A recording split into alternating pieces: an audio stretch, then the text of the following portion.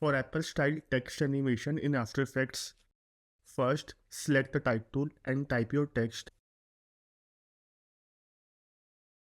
Align the text properly and make any specific adjustments as needed.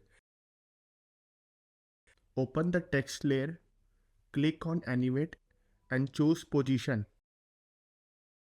Increase the Y position value to around 100 so the text moves upward. Now click on Add Property and choose Opacity. Set the opacity value to 0. Again click on Add Properties and choose Blur. Increase the blur amount to 75. Now open the range selector and then open Advanced. Change the shape to ramp up.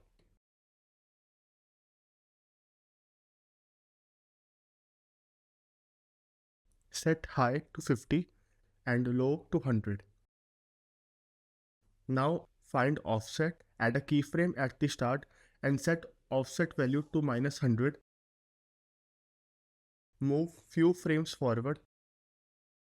Then change offset value to 100. Select both keyframes, right click and choose Easy Ease for smooth motion. And that's it.